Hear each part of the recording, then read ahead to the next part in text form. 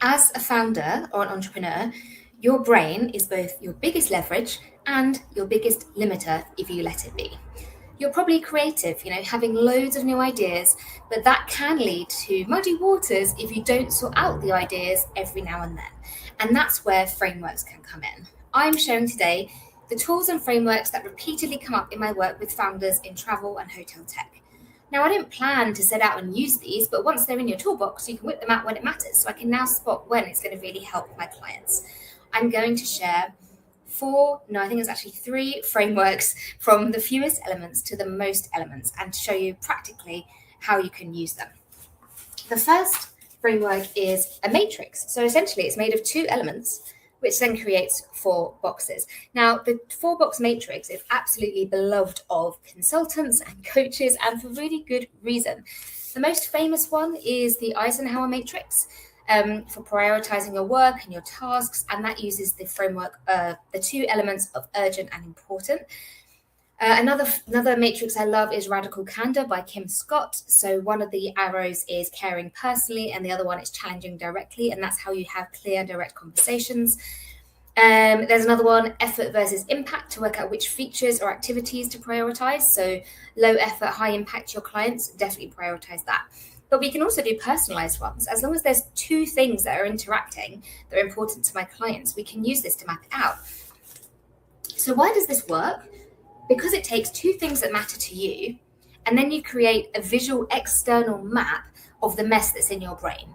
Our brain can only hold a certain amount of ideas in sort of working memory. One theory is that it's 7 items, and it doesn't matter if those items are big or small. So by getting the first lot of items out of your brain and onto paper, it allows the next layer to appear and the next layer to appear, and that's where some of the gold ideas come from. And then 2 elements that create 4 boxes, so you can name each quadrant. You can give it a personality or an action. You might have seen my commercial velocity matrix, my commercial velocity map, I'm calling it. If not, go back on YouTube and watch it to see how this works in real life. You can use this to create customer or client archetypes as well. It forces you to oversimplify what's in your mind, what is naturally complex, and it spits out the answer of what you want to do. It simplifies it. So for example, the urgent and important matrix. So let's say up and down is important, left to right is urgent. The aim is to keep things out of this box, right? You don't want to be doing things all the time that are urgent and important. That's where you make mistakes. That's where you get exhausted from making too many decisions. That's where you'll feel like you're fighting fires all the time. If something's not important and not urgent, well, you want to delete it. You do not want to be doing those jobs at all. If it's not important and it's not urgent, why is it even on your list? If things are urgent but not important, this is where you delegate. Writing. This is where you delegate. Can you get someone more junior in your team to do it? Can you get AI to help you out? That's because it's not really important, but it is urgent and does need to happen to keep your business running. That can be things like chasing invoices or, going through legal documents. I guess it depends on the importance of that. So if you don't want things here, or here, it means that the things that are important but not yet urgent is when you need to schedule. So you need to schedule time in your diary to think about the things that are really important but not yet urgent. This matrix actually came up in last week's The Club Lounge for Founders, where I got 15 founders together to discuss how to deal with decision fatigue, and this was one great tool that came up. As with all things that are oversimplified, you can use them to get in touch with your gut feeling. So same as tossing a coin to make a decision or using tarot cards, my favorite, you'll have a reaction to what's in the boxes. And either you'll agree with it and be like, yeah, totally clear, or you'll disagree. And that disagree also gives you information and you can dig more into that. Okay, next up is the lovely Venn diagram, overlapping circles. Famous, for being on Instagram memes. There's a really famous one that has 4 circles. You can have as many as you want, really. It just gets more complicated. The one with 4 circles is the Japanese concept of ikigai, so your purpose in life, your meaning for being. I was inspired to do this video because I found a client of mine said to me last week, he has 3 focus areas in the business and it feels like too many for an early stage startup. And I said, no, 3 is the magic number.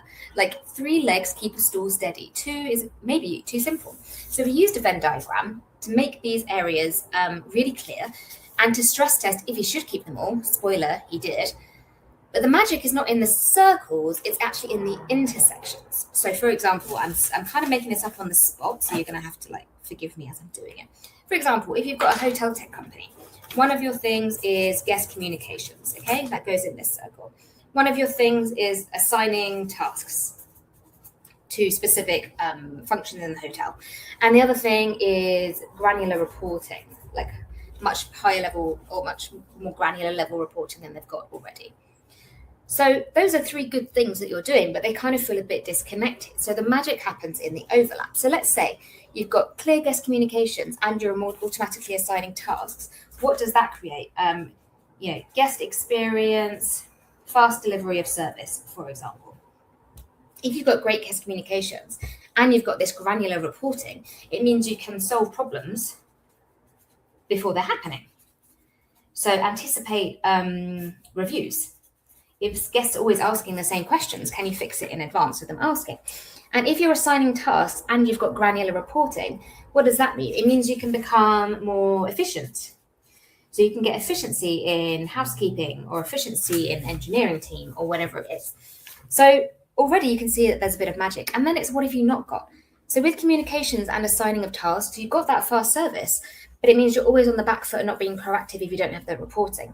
If you've got the communications and the reporting, but you're not assigning tasks, it means you know what the problem is, but you're not able to do anything about it quickly.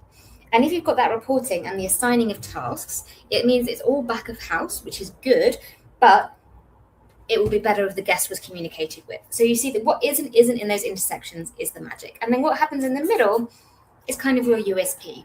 Know what your guests need, anticipate their complaints, and automatically assign your tasks means you're always on the front foot and create a better guest experience, for example.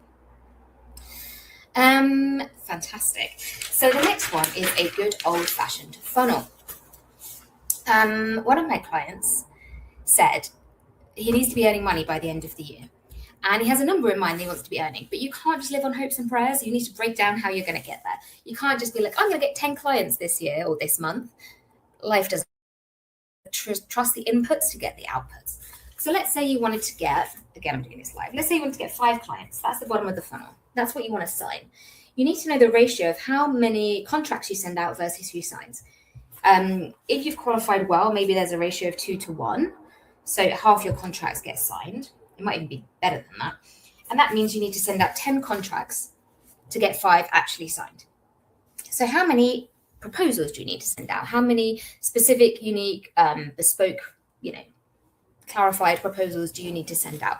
Let's say that ratio is 3 to 1. That means you need to have sent out 30 proposals, having had a conversation with the hotel. How many warm outreaches do you need? Or warm conversations? Let's say it's a 5 to 1. So of 5 proper decent conversations, you can send 30 proposals. That means you need 150 good conversations. And how many outreaches do you need? How many, where you tap someone up that you haven't seen for a while, where you message people on LinkedIn, whatever it is. Maybe you need 10 for every warm conversation. So meaning you need 1,500 outreaches to get 5 clients. Now, these ratios will be unique to your business. If you're managing your CRM well, you'll be able to see it there. The top number can look quite scary, but it gives you a reality check of what needs to happen. And it helps you think outside the box of how to reach that number. So for example, I love speaking, hence I do these videos. These videos stay on YouTube and LinkedIn forever, so people can find them later. I also love joining events and speaking at events. So that's how I can speak to more people and let them know what I'm doing. You can also reduce that top number by increasing the ratio at each point. Good qualification, using third-party validation, having really clear proposal and contract, for example. And then you need fewer outreaches at the top. If you feel like you need a bit of help understanding how you can do that, that's the kind of work I do with founders. And this is the perfect example of why it pays to do the working out on paper. Because you could ask Claude to do this and it would spit out these numbers. But you might not really believe it or feel it in the same way as you do it yourself. It might not give you the same kick up the bum, basically. If you enjoyed this, I've got a few videos on YouTube which are similar. So look at the commercial velocity map, or there's one called Stick and Twist, a 10-minute decision-making tool, also all on paper. And if you want to build the skills of magnetic foundership, drop me a note and we can see if you'll be a good fit.